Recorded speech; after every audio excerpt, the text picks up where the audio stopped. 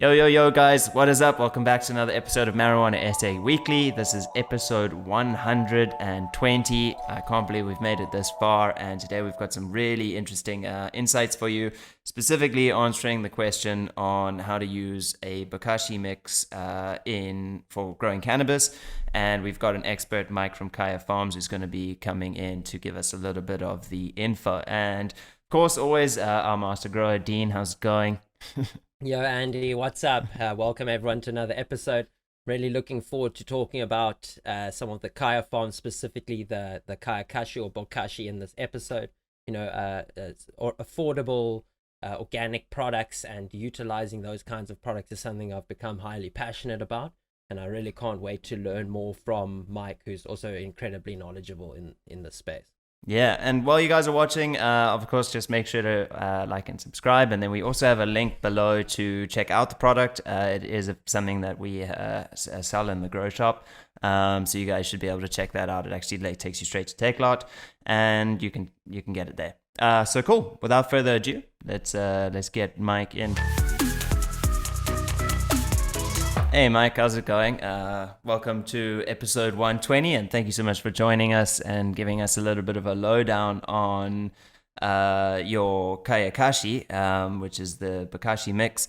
We basically hoping that you can give us a little bit of insights on how the guys are going to be able to use a Bokashi mix or the Kaya Kashi for growing their own cannabis. And yeah, I suppose you can also just, while you're at it, give them a little bit of an understanding on what it is, because I'm sure a bunch of guys might not actually know yet.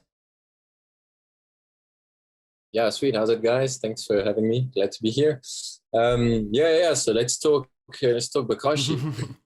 So Bokashi initially stands for fermented organic matter. We just renamed it Kaya Kashi.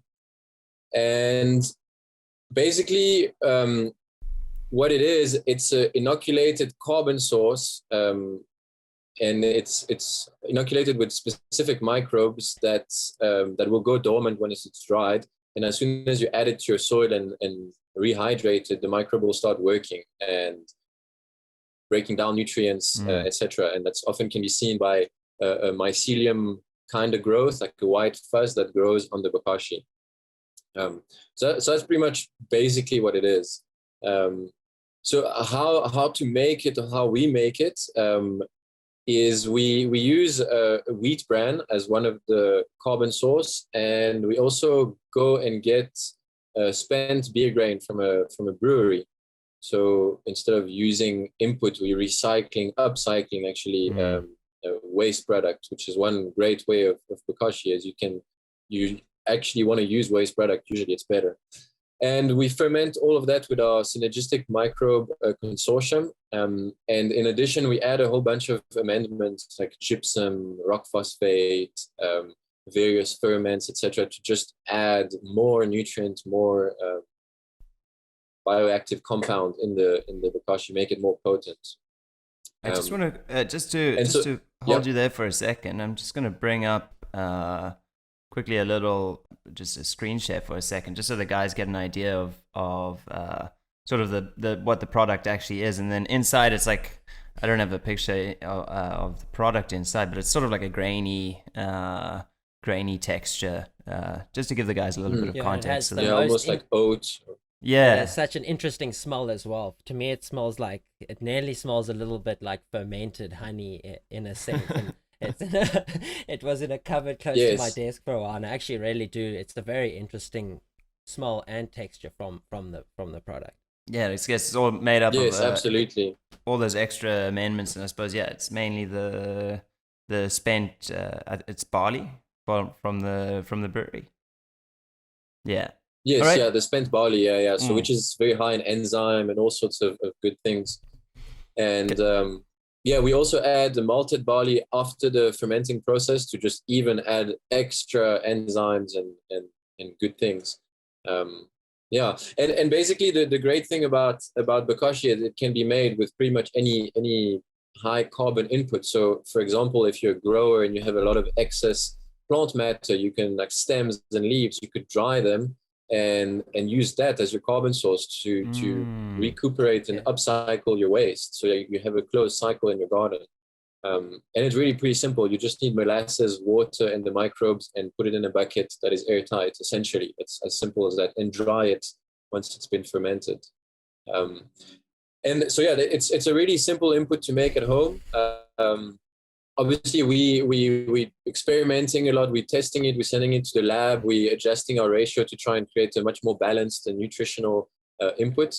But I mean, you can do that at home as well. And yeah, and the uses. So uses in the cannabis field is quite diverse, actually. Initially, it was designed to ferment waste. So your food waste, for example, at home. And you can ferment that in a bucket, and after it's been fermented, you can bury that in your garden, and that will release all the nutrients. So when you're in an outdoor garden, you can definitely use that and recycle all your food scraps and reintroduce them into your garden. You can even it even breaks down meats, which earthworm can't, compost can't. So it's a great way to close the circle with your waste products. I think, but then. So just to interrupt, I think a lot of the guys might remember sort of, I think at one stage, I think the spas were in South Africa, they were selling the like a Bokashi sort of home mixing, it's like a Bokashi system. I think it was also branded, like the name was Bokashi doing it, and it was a Bokashi system as well. But yeah, and that's one of the selling the points is that obviously it does the meat, which is, and then it obviously you seal it up, it's airtight, and then you add it back into your garden sort of incrementally. But yeah, anyway, I just wanted to, it's the same sort of system. Yeah. Same idea, exactly. Yeah. And you can also use it without going through the whole fermenting your food waste if you don't feel like it, because I mean it is an effort and it takes a bit of commitment. But using Bokashi, Karakashi by itself is already amazing, because now it does the same thing as it would do in the bucket. If you add it into your pot, it's going to start getting active and breaking down the nutrients around it, and increase the nutrient cycling capacity of your soil, allowing for more food to be uptaken by the plants. So it's a great way to just add as a top dress. Let's say one is adding a bit of compost and a bit of Bokashi in it. It's going to unlock the nutrients in the compost faster, for example. If you were to recycle soil, instead of throwing it away after doing a grow, you want to bring your soil back to life. You could add this while mixing it to help break down the roots faster and release all the nutrients that have been locked up in those root system by the previous plants much faster than if you were to let it do its thing. So it's a great input for microbes and to keep your soil alive and boosted. And at the same time, if you're fermenting your Bokashi with various forms of nutrients, then you're getting that both sides, nutrients and microbes, which is exactly what you want. So the guys that are growing, at the moment, I suppose is it. I think Bokashi would obviously be a preferential for outdoor growers or like indoor growing bed sort of setup. No, I especially use it indoor. Yeah, I think what's cool about the Karakashi over sort of a normal Bokashi is that there's other amendments added into it. So you're getting a lot of the benefits of, if you were to go through the Bokashi process and then ferment your own food, with the Karakashi product, it's got a whole bunch of amendments in it. So it will by itself do a similar thing to what the end result of a Bokashi would be. Is that correct, Mike? Yes, pretty much. Yeah. It's already loaded with nutrients, so you get even more out of it than a simple fermented Bokashi. But it depends again what you're using it for, because if your main purpose is to try and recycle your food waste, you might not want to spend the extra money in adding all those nutrients, because obviously you're going to get them from the food waste you're adding. Whereas if you're planning on creating a craft Bokashi that you want to use as a top dress, then it's more interesting to add, all those nutrients, because you're not getting them from anywhere else. So it's a added bonus. That's quite interesting. Dean, how you're using it at the moment, sort of in and amongst your grows, right? Yeah, so I actually used it. I did a very heavily dry amended fresh soil mix that I made myself, and it was the first time that I'd done it in ages.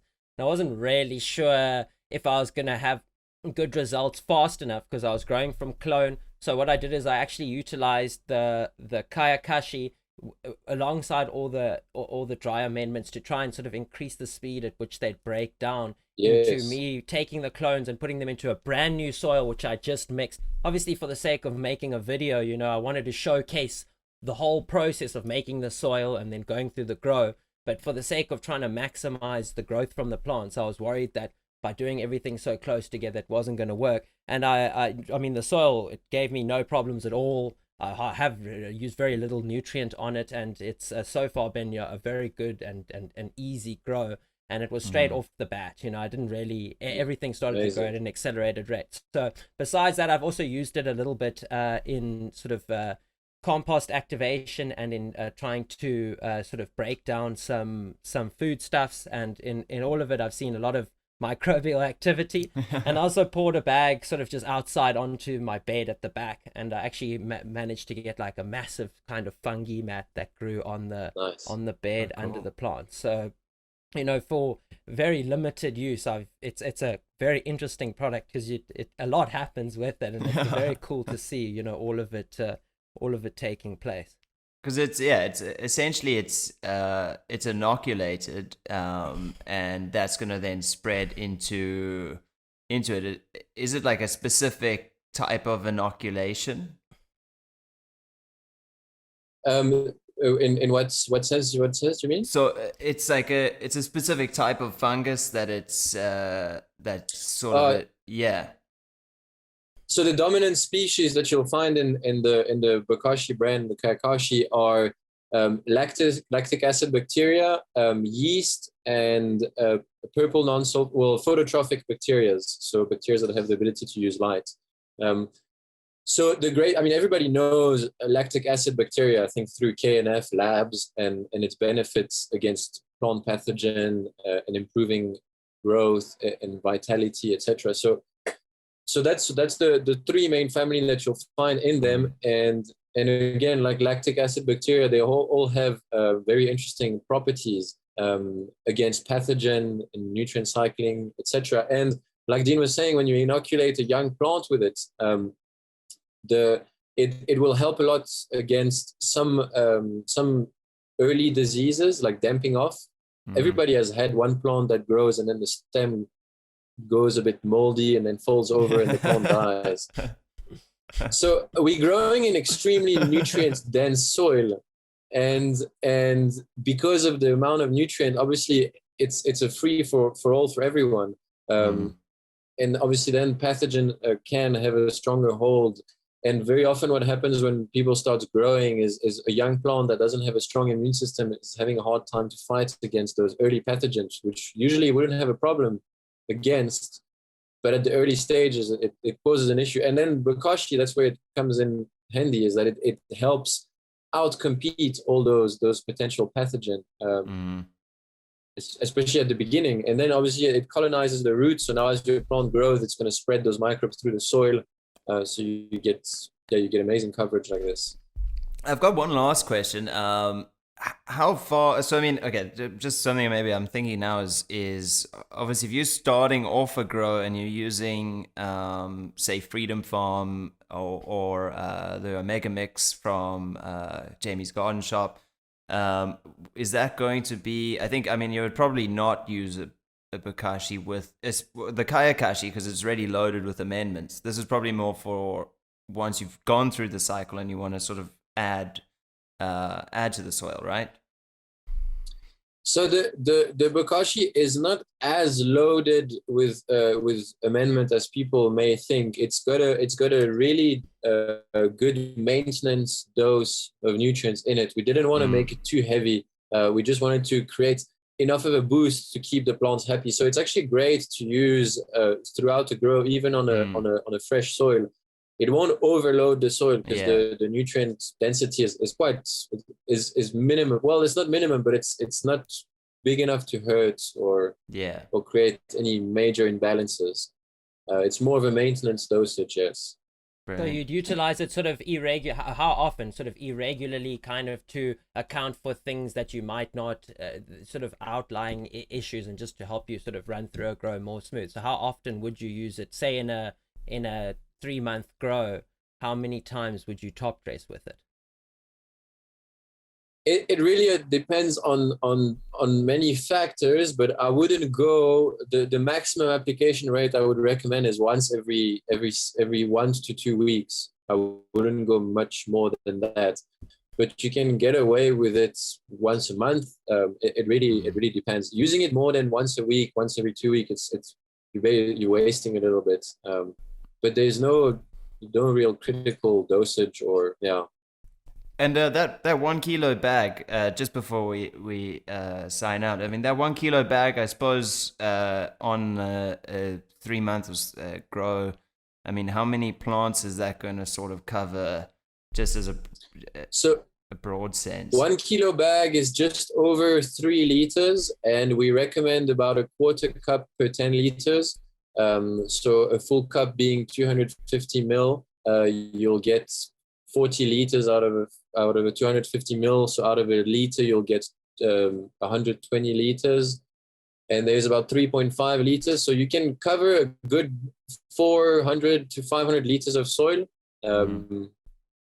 Yeah. Which is a lot. Yeah. That's a lot. It lasts quite a lot. And obviously you can go... You can go with more, you can go with less. We're just really giving recommended dosage, but guidelines. There we go, guidelines. Yeah. No, it's just to give a concept, because at the end of the day, it's people's pockets and an extra. Yeah, absolutely. It needs to last. Yeah. No, it's brilliant. All right. I think that's pretty much a good understanding. Thanks so much for jumping in. I think you guys can also, if you want to reach out to Mike, he is at kayafarms.co.za, and then you guys can also check the link below to see a little bit more about the product. But yeah, thanks so much, Mike. It's a pleasure. Cool. Have a good one, guys. Cheers. That's what I really like about the organic kinds of products. There's always a guideline on it, but you can't really go wrong with them. You're adding a product which is full of microbes. It's got extra amendments in it. It's going to boost you. For me, it's like, I use my nutrients regularly, but I utilize like these kinds of products, like for this example, the Bokashi, just to make sure that I'm not getting any of those weird outlier things coming. I give my normal nutrient regime, and once every 2 weeks I apply a top feed of something that I know is just going to buffer me for the things that I don't account for. And there's always those outliers in a grow, and by utilizing something which is so microbe rich, it's just going to help defend your plant, like Mike was saying, and sort of help maintain a schedule if you don't want to be so sort of heavily hands-on with the schedule, which sometimes you can. There's a way of growing where you don't have to do so much, where you can let the microbes in the soil kind of do it for you. It's sort of like the mycorrhiza concept. So I found this diagram. I probably should have brought it out earlier when Mike was here, so you could actually give some info, but I didn't know if I was it might have been a little bit too deep, but I think like sort of this is what it does, something with this rhizosphere, and it's like it creates these microbes along the root end, and that sort of allows for like the absorption of nutrients and fighting off pathogens and all of this and that, and I think that's where it lies. So it's actually it adds that living element to your soil, and it also helps. There's good and bad bacteria that will grow in the soil. So by introducing it will help the roots outcompete the bad bacteria and allow the roots to only be surrounded by good bacteria which don't fight against the plant. So you kill off things like Mike was saying, when the plant's small, it can't really defend the turf. It's too small, and there's all these other dodgy bacteria that want to take over. And by introducing something that's going to put beneficial bacteria in, it helps that spore plant build an underground network fast enough, root and microbes, that all of them together can help create an environment that's more conducive to growing, and then of course nutrient uptake and breaking down of any organic matter that is there as well. Yeah, it's just thinking now. We have so much. There's so much to know about growing, and like you can really go down to the microscopic level and end up with something like this. But yeah, guys, leave us a comment below if you're using any sort of Bokashi at home, or doing your own mixes, or adding it, or using it at the moment. What your thoughts are. And yeah, let us know. Also, we're looking for guest ideas and suggestions for topics to cover. We're gonna do a lot more growing questions answered, and yeah, that should be pretty much what you guys can expect for the coming week. So like and subscribe, and check you guys next week. Peace, guys. Peace out.